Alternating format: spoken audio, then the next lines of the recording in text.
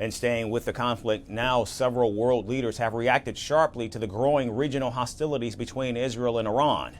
U.S. President Donald Trump reportedly said he was in fact aware of Israel's planned strikes on Iran before they happened. He also stressed that Tehran could not be allowed to acquire a nuclear bomb, adding that the U.S. stood ready to defend itself and Israel if Iran retaliated. Now, later in the day, the U.S. president urged Iran to make a deal, warning of even more brutal attacks and further destruction if Tehran does not act quickly. Now, this came after the president earlier said he was committed to seeking a diplomatic resolution on Iran's nuclear program. In a statement, U.S. Secretary of State Marco Rubio said Israel acted unilaterally and Washington was not involved in the strikes. He also warned Iran against targeting U.S. interests or personnel. Israel took unilateral action against Iran. We are not involved in strikes against Iran, and our top priority is protecting American forces in the region. Israel advised us that they believe this action was necessary for its self-defense. Let me be clear, Iran should not target U.S. interests or personnel. And in the Middle East, Saudi Arabia, which reconciled with Tehran in 2023, strongly condemned the strikes and said Tel Aviv's attacks violated international laws and norms. The Kingdom of Saudi Arabia expresses its strong condemnation and denunciation of the blatant Israeli aggressions against the brotherly Islamic Republic of Iran, which undermine its sovereignty and security and constitute a clear violation of international laws and norms. Meanwhile, Turkey had urged Israel to stop aggressive actions, while Oman, which was hosting U.S. and Iran nuclear talks, called the international community to adopt a clear and firm position to put an end to this dangerous situation.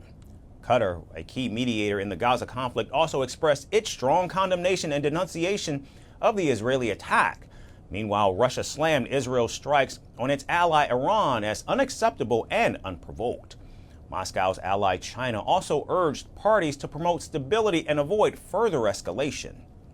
The sudden rise in temperature of the regional situation is not in the interests of any party. China calls on all parties concerned to do more things that promote regional peace and stability and avoid further escalation of the tense situation. China is willing to play a constructive role in easing the situation. India also voiced deep concern, stressing that existing diplomatic channels should be used to de-escalate tensions. And in Europe, UK Prime Minister Keir Starmer called for calm and a return to diplomacy to stabilize the region. France also urged restraint, while German Chancellor Friedrich Merz called for both parties to avoid further escalation. Australia, New Zealand, and Japan also called for restraint from all parties.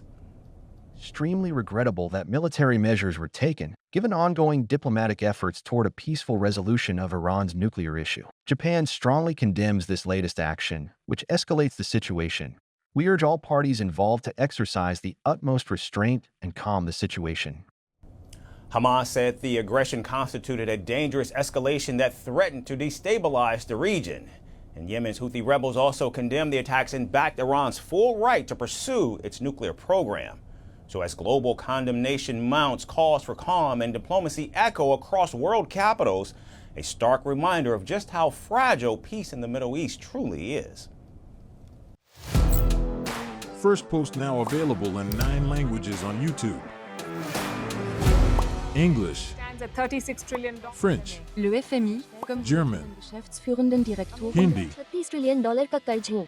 Indonesian, Pemerintah tanpa pemeriksaan. Italian, Sekali radikali. Japanese, Portuguese, Por causa do próprio balanço patrimonial. Spanish. Beautiful bill. Go to Settings, click on Audio Track and select the language of your choice. Be the first to know what's happening around you in your first language. Firstpost.